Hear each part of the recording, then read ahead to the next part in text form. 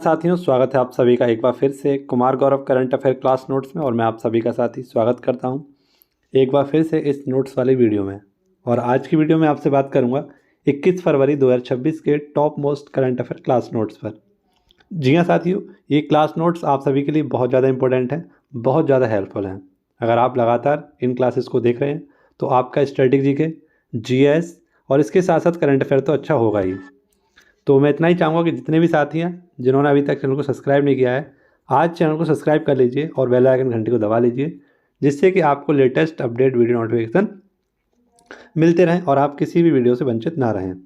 तो बहुत ही important class है, बहुत सारी चीज़ें, बहुत सारे फैक्ट मैं आपको इसकी क्लास में तैयार कराने वाला हूँ। बाकी जो भी साथी UPSI, UP plus, UP home guard और लेखपाल की तैयारी कर रहे हैं, उनके लिए भी मैं इस क्लास में स्पेशल चीज़ें करा रहा हूँ। तो वो साथी भी इस क्लास को अवश्य लें, उनका वहाँ से भी बहुत सारी चीज़ें कंप्लीट और क्लियर होने वाली हैं। तो चलिए, सबसे पहले पूछा गया है, पूर्व राष्ट्रपति योन सुख योल को उम्र कैद की सज़ा सुनाई गई है। आप सभी को बतागा, ये जो राष्ट्रपति हैं इनका नाम है योन सुख योल, और मैंने बताया था ये दक्षिण कोरिया के क्या थे, आपके राष्ट्रपति बनाए गए थे, फिर बाद में इनको हटा दिया गया था। ठीक है, तो इनको हाल ही में क्या किया गया, वहाँ की जो न्यायालय है उस न्यायालय ने इनको उम्र कैद की सज़ा सुनाई है। क्यों सुनाई है? तो ऐसा मानना जा रहा है कि इन्होंने जब ये राष्ट्रपति थे तो उस समय मार्शल लॉ लगाने का इन्होंने प्रयास किया था, तो इन पर यह आरोप लगाया गया है। ठीक है, सैन्य कार्रवाई के आधार पर इनको क्या दिया गया है, उम्र कैद की सज़ा दी गई है। अब आप सभी को बताएं, एक पॉइंट और याद कर लीजिए, उसके बाद हम लोग अपने भारतीय राष्ट्रपति के बारे में बात करेंगे। जैसे पेरू के जो राष्ट्रपति थे, इन पर महाभियोग की प्रक्रिया लाई गई है, और यहाँ के राष्ट्रपति का नाम था जॉन पेरी। ठीक है, इन्होंने चीनी बिजनेसमैन जो था उसके साथ एक गुप्त बैठक की थी, तो उसके लिए इनको भी क्या कर दिया गया, इनके ऊपर महाभियोग लाया गया है। अब भारतीय राष्ट्रपति की बात करें तो भारतीय संविधान के अनुच्छेद 52 में राष्ट्रपति पद की बात की गई है और बताया गया है कि भारत का एक राष्ट्रपति होगा। वहीं पर आर्टिकल 53 में बताया गया है, कार्यपालिका शक्ति का प्रधान कौन होगा, तो भारत का राष्ट्रपति होगा। आर्टिकल 54 में बताया गया राष्ट्रपति का निर्वाचन मंडल, कि राष्ट्रपति के निर्वाचन मंडल में कौन कौन शामिल होगा, तो लोकसभा और राज्यसभा यानी हमारी संसद के सभी निर्वाचित सदस्य इसमें शामिल होंगे। इसके साथ साथ राज्य विधानसभा, जितने भी हमारे राज्य हैं उनमें जो विधानसभाएं हैं उनके सभी निर्वाचित सदस्य शामिल होंगे। और इसके साथ साथ हमारे दिल्ली और पुडुचेरी विधानसभा के सभी निर्वाचित सदस्य राष्ट्रपति के निर्वाचन मंडल में शामिल होते हैं। इसके बाद आप सभी को बताया गया आर्टिकल 55 में निर्वाचन प्रक्रिया के बारे में बताया गया है, जहाँ पर एकल संक्रमणीय मत प्रणाली के आधार पर अप्रत्यक्ष रूप से निर्वाचन किया जाता है। आप सभी को पता होगा कि राष्ट्रपति पद के उम्मीदवार को 50 अनुमोदक और 50 प्रस्तावक की आवश्यकता होती है। ठीक है, वहीं पर आपसे पूछे आर्टिकल 56 में क्या बताया गया, राष्ट्रपति का कार्यकाल। तो राष्ट्रपति का जो कार्यकाल होता है बेसिकली 5 वर्ष का होता है, लेकिन शपथ ग्रहण की तिथि से इसको हम लोग 5 वर्ष कह सकते हैं। ठीक है, और आपसे पूछा जाए आर्टिकल 57 में क्या बताया गया, तो पुनः नियुक्ति के बारे में बताया गया। राष्ट्रपति भारत में एक व्यक्ति कई बार राष्ट्रपति बन सकता है, लेकिन अमेरिका में एक व्यक्ति केवल 2 बार ही राष्ट्रपति बनता है, आप सभी को पता होगा। योग्यताओं की बात करें तो आर्टिकल 58 में राष्ट्रपति की योग्यताओं के बारे में बताया गया है। भारत का नागरिक होना चाहिए, 35 वर्ष की आयु पूर्ण कर चुका हो, यानी न्यूनतम आयु उसकी 35 वर्ष हो। इसके साथ साथ पागल दिवालिया ना हो, किसी भी लाभ के पद पर ना हो। ठीक है, तो ये सारी बात बताई गई है। आर्टिकल 60 में बताया गया शर्त के बारे में, आर्टिकल 59 में बताया गया शर्त के बारे में। ठीक है, और यहाँ पर थोड़ा सा सही करेंगे, आर्टिकल 60 में क्या बताया गया, शपथ के बारे में बताया गया। ठीक है, आर्टिकल 61 में बताया गया महाभियोग के बारे में, आर्टिकल 61 में महाभियोग के बारे में बताया गया। और आर्टिकल 123 में बताया गया है अध्यादेश के बारे में। ठीक है, राष्ट्रपति का अध्यादेश। और आर्टिकल 72 में बताया गया राष्ट्रपति की क्षमादान शक्तियों के बारे में। तो यहाँ थोड़ा सा लिखने में मिस्टेक हो गई है, बाकी आप लोग इसे सही कर लेना। आर्टिकल 60 में राष्ट्रपति की शपथ के बारे में बताया गया है। ठीक है, शपथ के बारे में उल्लेख किया गया है। बाकी ऐसे ही हम लोग अच्छे तरीके से सारे क्वेश्चनों को देखेंगे, रिवाइज करेंगे। तो जितने भी साथी चैनल पर पहली बार आ रहे हो, विजिट कर रहे हो पहली बार, वो सभी साथी चैनल को सब्सक्राइब कर लीजिए। चलिए स्टार्ट करते हैं। दूसरा क्वेश्चन पूछा गया है डिजी लॉकर। तो डिजी लॉकर आप सभी लोग जानते हैं भारत का एक डिजिटल डॉक्यूमेंट प्लेटफॉर्म है, जहाँ पर हम अपने जो भी डॉक्यूमेंट होते हैं उनको डिजिटल करके यहाँ पर अपलोड कर सकते हैं। तो डिजी लॉकर पायलट प्रोजेक्ट के लिए समझौता किया है किसने, केन्या ने। किसने किया, केन्या एक अफ्रीकी देश है, इसने किया है। क्योंकि भारत में चल रहा है अभी एआई इम्पैक्ट बैठक चल रही है नई दिल्ली में, तो उसी में केन्या देश भी शामिल हुआ है। तो उसने भी आपका जो भारत का अपना डिजी लॉकर है उसको समझौता कर लिया कि वो भी अपने देश के नागरिकों के जो डॉक्यूमेंट है उनको पेपरलेस करना चाहते हैं। ठीक है। अगर हम बात करें केन्या की, तो केन्या की राजधानी नैरोबी, और यहाँ पर किसका मुख्यालय है, तो UNEP, जिसकी स्थापना हुई थी 5 जून 1972 को इसकी स्थापना हुई थी। केन्या में ही आप सभी को पता है कौन सी जनजाति मिलती है, मसाई जनजाति मिलती है। केन्या, माउंट केन्या अफ्रीका की दूसरी ऊंची चोटी है। और आप सभी को पता होगा, आपने पढ़ा होगा विक्टोरिया झील्स, जहाँ से हमारी वाइट नील निकलती है। इस विक्टोरिया झील की सीमा 3 देशों से लगती है, केन्या, युगांडा और तंजानिया, जिसे हम याद कर लेते हैं UKT के नाम से, युगांडा, केन्या, तंजानिया। तो ये भी पॉइंट आपको याद रखना है। अभी हाल ही में भारत और नेपाल ने एक समझौता किया है, जो क्रिमिनल केस के लिए समझौता किया है ना। तो ये भी आपको पॉइंट याद रखना होगा। क्वेश्चन नंबर 3 क्या कह रहा है, प्रधानमंत्री सेतु के तहत India France national centre of excellence in aeronautics की स्थापना कहाँ की गई। तो आप सभी को पता है बजट 2026-27 में PM सेतु की बात की गई थी, और इसमें लगभग हमारी 1000 II जो हमारी ITI हैं उनको अपग्रेड किया जाएगा। कहने का मतलब है कि भारतीयों के लिए कौशल विकास में बढ़ावा देने के लिए PM सेतु योजना स्टार्ट की गई है, जिसमें रिपेयर और ओवरऑल फैकल्टी यहाँ पर दी जाएंगी। तो उसके लिए आपका national centre of excellence in aeronautics की शुरुआत की गई है कानपुर, उत्तर प्रदेश में। ठीक है। अगर हम बात करें राज्य का चमड़ा अनुसंधान केंद्र कहाँ पर है, तो हमारा केरल में है। वैसे अगर हम देखें केंद्रीय चमड़ा अनुसंधान केंद्र कहाँ पर है, तो वो आपका चेन्नई में है। उत्तर भारत का मैनचेस्टर किसे कहते हैं, तो कानपुर को कहते हैं। लेकिन पूरे भारत का मैनचेस्टर किसे कहते हैं, तो अहमदाबाद को। दलहन अनुसंधान केंद्र कहाँ पर है, तो ये कानपुर में है। और राष्ट्रीय चीनी अनुसंधान केंद्र, या इसको हम सरकरा संस्थान भी कह सकते हैं, ये भी कहाँ पर है, हमारा कानपुर में ही है। तो ये UPG के कुछ फैक्ट आपको याद रखने होंगे। ठीक है। अगला क्वेश्चन आपसे पूछेगा, भारत और UK के विजन 2035 के तहत कहाँ ऑफशोर विंड विकसित किया। तो ये गुजरात और आपका तमिलनाडु में स्टार्ट होगा। भारत और UK के विजन 2035 के तहत ऑफशोर विंड विकसित किया गया। ऑफशोर विंड का मतलब है यहाँ पर तट के पास जो पवन ऊर्जा होती है ना, उससे हम लोग क्या करेंगे, रिन्यूएबल एनर्जी बनाएंगे। यानी कहने का मतलब स्वच्छ ऊर्जा, ग्रीन ऊर्जा या नवीकरणीय ऊर्जा बनाएंगे। और इसके लिए उन्होंने एक टास्क फोर्स भी गठित किया है। लगभग यहाँ पर 10 गीगावाट की हम लोग ऊर्जा का उत्पादन करेंगे, उसके लिए आपका स्टार्ट किया गया है। अच्छा, आपसे पूछा जाए कि इंग्लैंड के प्रधानमंत्री कौन है, तो वो है आपके कियर स्टारमर। ठीक है, ये भी आपको याद रखना है। अगला क्वेश्चन आपसे पूछेगा, फरवरी 2026 में नक्सलवाद मुक्त राज्य घोषित किया गया। तो पूर्णतः नक्सलवाद घोषित किया गया, वो कौन है, आपका बिहार राज्य। यहाँ का जो अंतिम व्यक्ति था हथियारवादी, है ना, हथियारबंद जो व्यक्ति था या नक्सलवाद था, उसका नाम था सुरेश कोंडा। उसने सरेंडर कर दिया और उसके बाद ये बिहार राज्य आपका पूर्णतः नक्सल मुक्त घोषित हो गया है। देखिए, नक्सलवाद का मतलब होता है अपने राज्य के विरुद्ध हथियार उठाना, ठीक है, और एक नए राज्य की मांग करना, तो उसको हम बोलते हैं नक्सलवाद। तो यहाँ के 23 जिले नक्सलवाद मुक्त हो गए हैं। नेक्स्ट आपसे पूछे, नक्सल प्रभावित क्षेत्र के लिए एक आपका कीवर्ड यूज़ किया गया जिसको बोलते हैं रेड कॉरिडोर। क्या बोलते हैं, रेड कॉरिडोर। और इसके अंदर छत्तीसगढ़, झारखंड, उड़ीसा, महाराष्ट्र का कुछ हिस्सा और उत्तरी आंध्र प्रदेश का कुछ हिस्सा शामिल हो जाता है। क्वेश्चन नंबर 6 बहुत इंपॉर्टेंट है और इसमें कुछ इंपॉर्टेंट फैक्ट मैं आपको बताऊंगा। अर्थशॉट प्राइज़, आप सभी को पता होगा, पर्यावरण का एक बहुत ही फेमस पुरस्कार है जिसका नाम है अर्थशॉट प्राइज़। इसका होस्ट किया जाएगा मुंबई में। ठीक है, 2020 से इसकी शुरुआत की गई थी और 2023 में 2 संस्थाओं को दिया हुआ था भारत की। एक था 4S4 टेक्नोलॉजी और एक था बुमित्रा। इन दोनों को दिया गया था 2023 में अर्थशॉट पुरस्कार। अब कुछ बैठकें हैं जो आपको याद रखनी है। जैसे आप सभी को पता होगा G7 2025 की बैठक कहाँ हुई, कनाडा में, और 2026 में इसकी बैठक कहाँ होगी, आपकी फ्रांस में। वहीं पर नाटो की बैठक कहाँ हुई थी, आपकी नीदरलैंड द हैग में। कोप 30 कहाँ हुआ था, जो आपका हुआ था ब्राज़ील में। G20 2025 की बैठक कहाँ हुई थी, दक्षिण अफ्रीका में। और आपसे पूछे 47वां आसियान शिखर सम्मेलन कहाँ हुआ था, मलेशिया में। SCO की बैठक कहाँ हुई थी, चीन में। एपेक का शिखर सम्मेलन कहाँ हुआ, दक्षिण कोरिया में।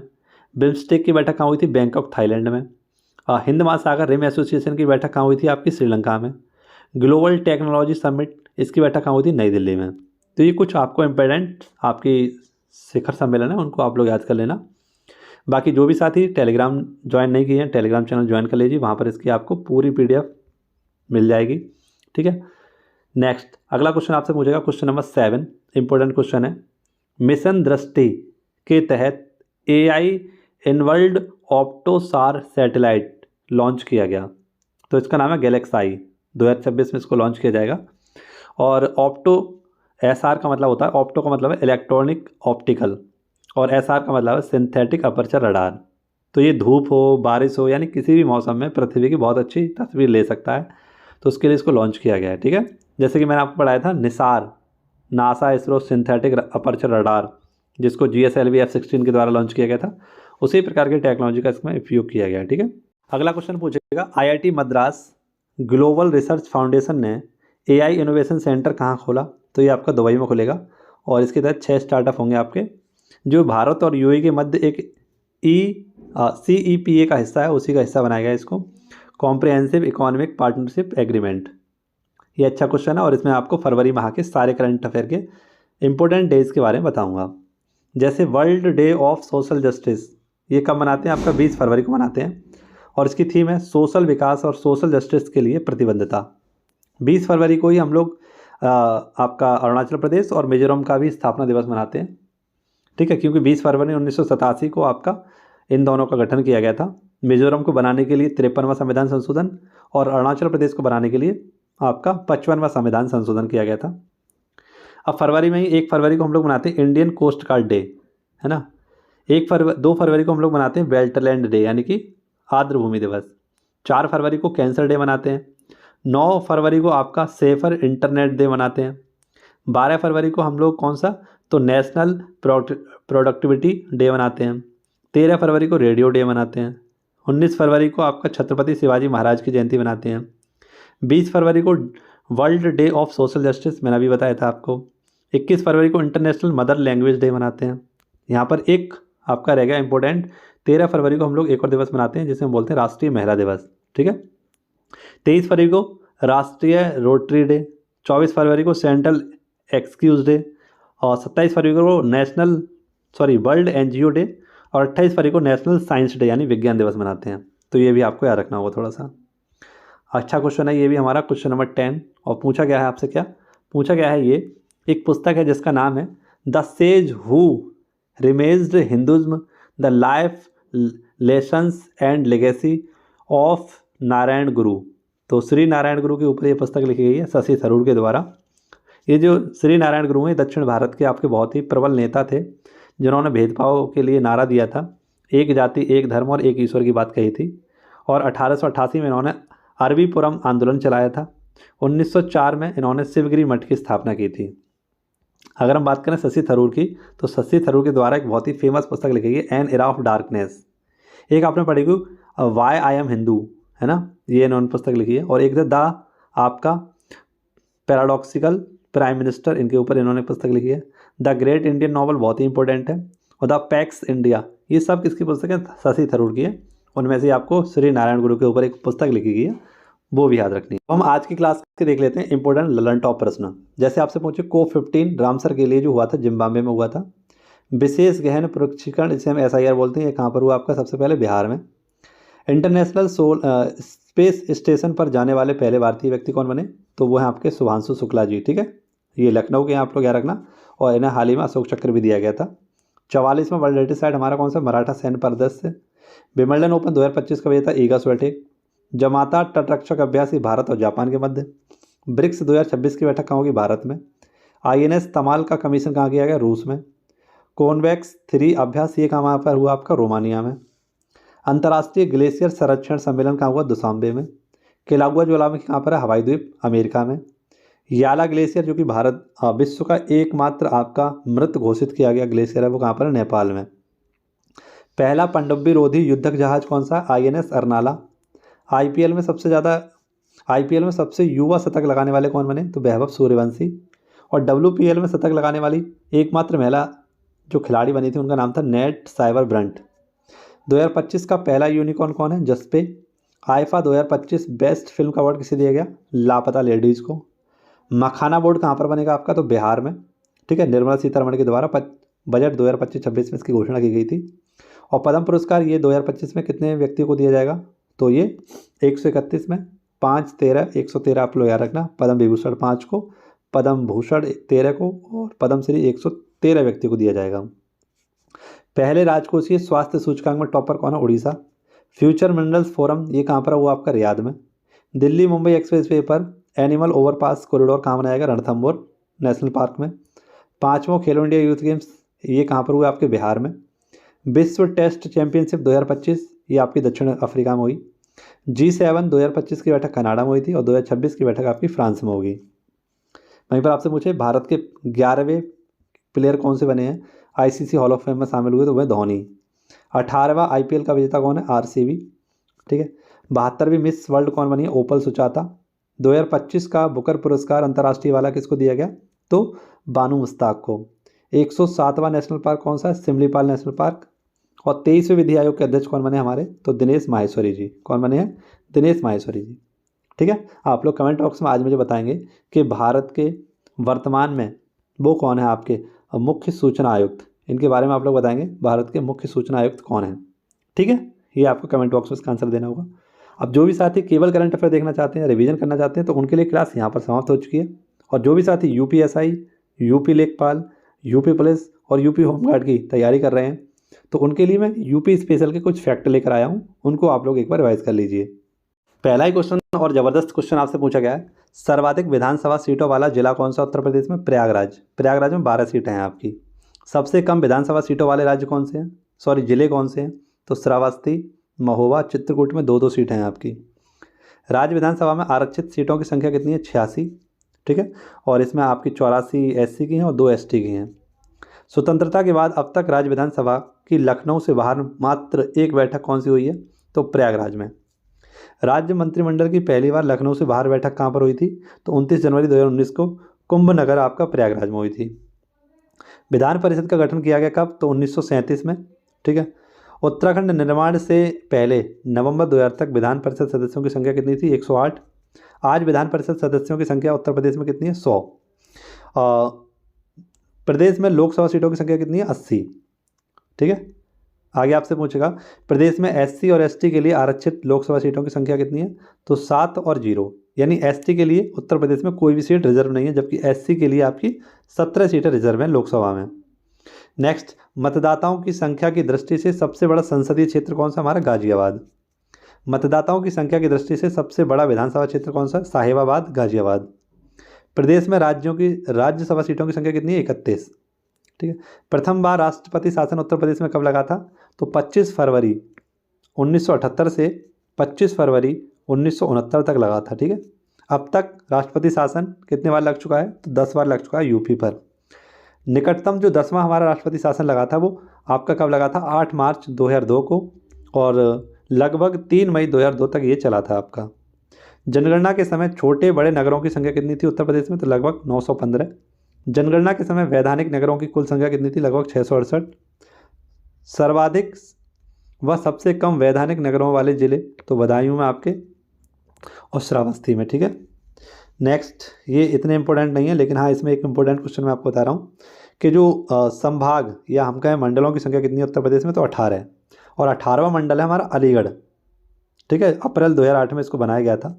सबसे बड़े मंडल कौन कौन से हमारे, तो कानपुर, लखनऊ और मेरठ। यहाँ पर 6 आपके क्या मिल जाते हैं, आपको ज़िले देखने को मिल जाते हैं। और सबसे छोटे मंडल या संभाग कौन से हमारे, तो एक तो हमारा कौन सा है, आजमगढ़, बस्ती, झांसी, सहारनपुर। ठीक है। जिलों की संख्या कितनी है, तो उत्तर प्रदेश में 75 जिलों की संख्या है।